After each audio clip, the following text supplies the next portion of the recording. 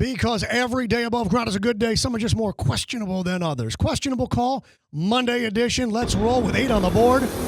And before we get to the big Stephen A. Smith comments and the reaction thereof to the Panthers celebration, quickly, on Sunday, Aaron Ekblad, take a look at this. You, Brooks Koepka! You have to love the woo and then the celebrating and raising the cone like it's the freaking Stanley Cup. Where does this come from? Seems kind of random to call out a PGA champion and now live golfer, doesn't it? Take a look at what happened last year at a Panthers game. There's Brooks Koepka. Ekblad, you suck. All right, questions on the board. Question. Are traffic cones the new rat? Remember, the rat became the symbol of the Panthers their first year, the year of the rat, the dead rat that they killed in the locker room. Traffic cone, yes. The answer is yes. I promise you, next year at Panthers games, there'll be 3, 4, 5 guys all lined up. They'll have cones on their head. They'll call themselves the Cone Heads.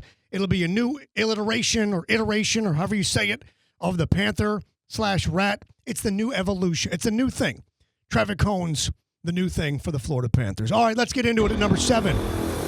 Stephen A. Smith with comments on First Take in regard to LeBron James, Bronny being drafted, and the idea of nepotism in the NBA. Take a look. Let me say something, and I'm going to get a little deep with this. Forgive me. And if it gets to a point where I get personal with it, so be it. It's on me. We live in a country where nepotism has taken place with white folks religiously forever. We've said little to nothing about it. In the NBA specifically, in a league where at least 70% of the players are black, we've seen nepotism with white folks all over the place. Ownership. It's twice. Executive ranks, player personnel, scouting, coaching. The list goes on and on. Yep. We've said little to nothing about it. And now this happens with LeBron James, a member of the Mount Rushmore of basketball. And all of a sudden, you've got people running their mouths. That was Stephen A. Then Jay Will followed up, had this to say. And I think when I saw a lot of this chatter online from people that look like us, I'm like, hold on, don't we need more instances of black nepotism, especially when that person has the disposition and a demeanor of somebody that's worthy of being put in that position? Don't we need more instances of black nepotism, said Jay Will. All right, questions on the board. Question, on point or missing the point? These two gentlemen.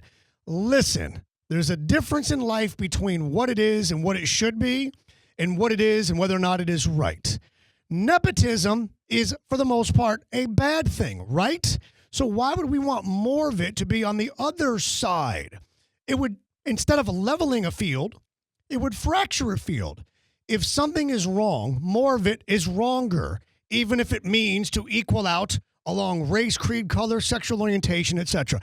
What if we focused on eliminating the nepotism itself, getting rid of the problem itself, as opposed to saying, how do you like it? Here's some more of it. They bring valid points. They do. Stephen A. does. Jay Will does. But the point here isn't, hey, let's also do the wrong thing. It's let's eradicate the wrong thing and all together begin to do the right thing. We continue on in the countdown up to number 6.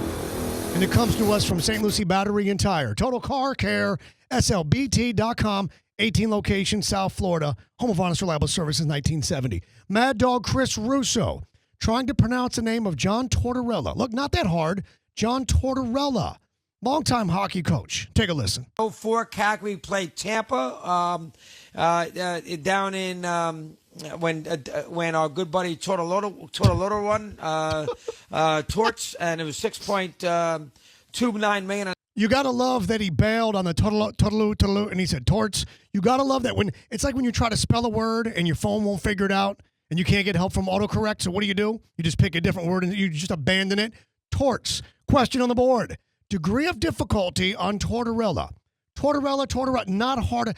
Degree of difficulty is 0.1. Mad Dog, being Mad Dog, his mind works 5 billion miles an hour. Problem is, his mouth doesn't keep up with the mind the same rate. We love you, Mad Dog. Another classic moment for you. We continue on. Number 5 in the countdown comes to us from the PGA Tour and the Rocket Mortgage Classic. Had a 15-year, you heard what I said, a 15-year-old young man playing in the tournament.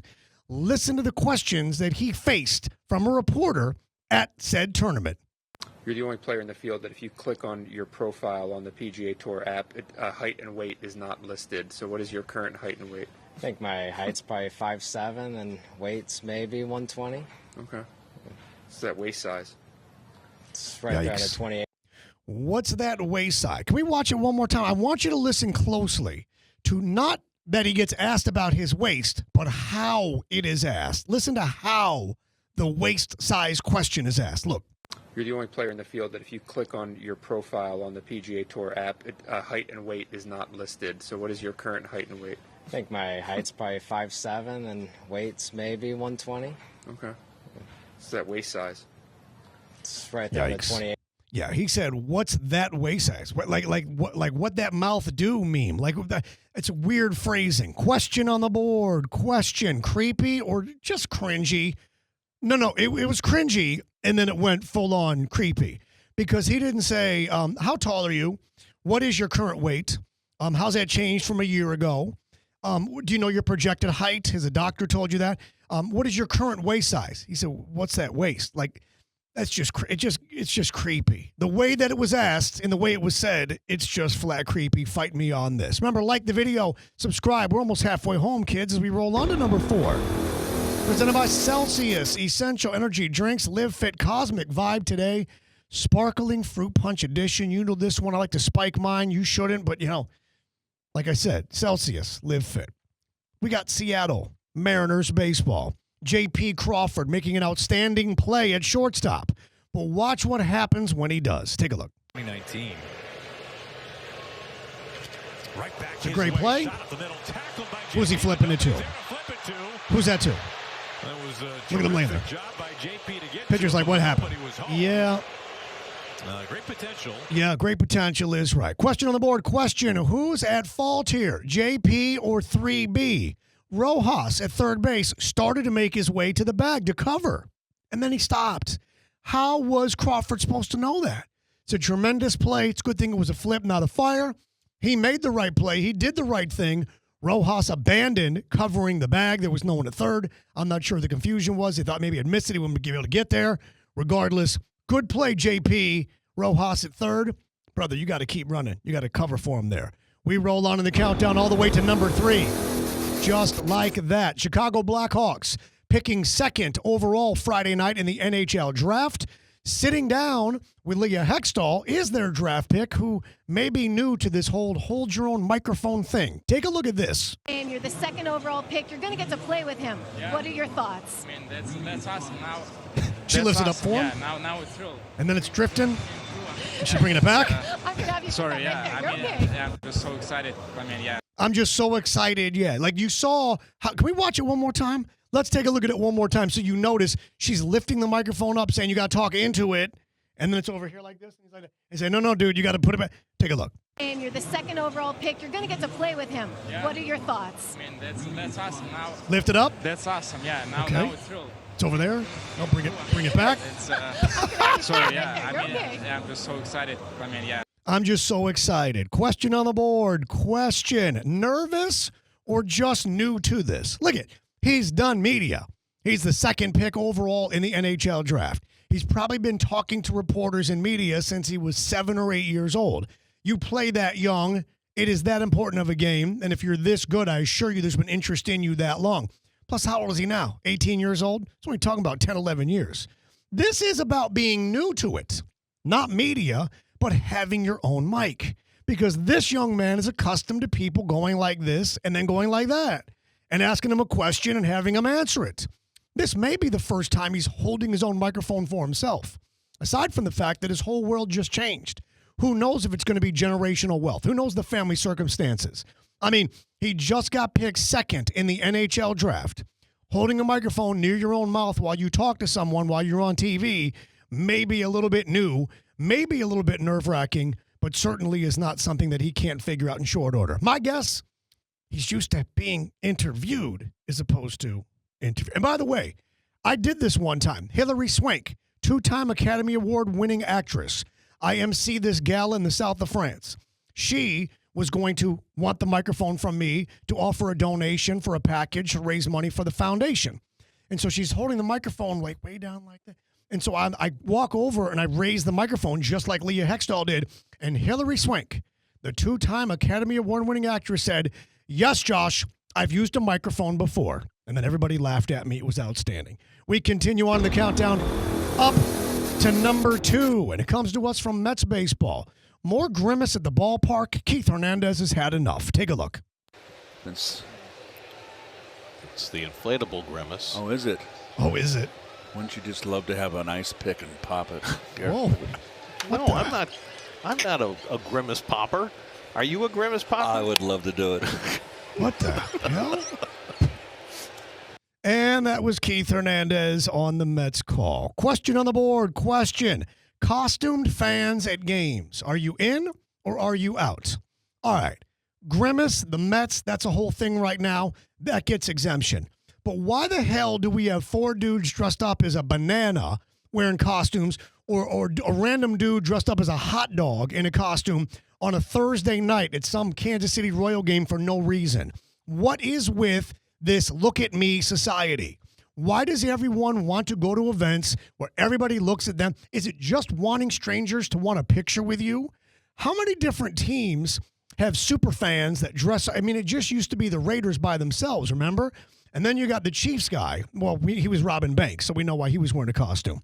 This whole idea of treating regular games like it's Halloween, I don't get it. I don't understand it.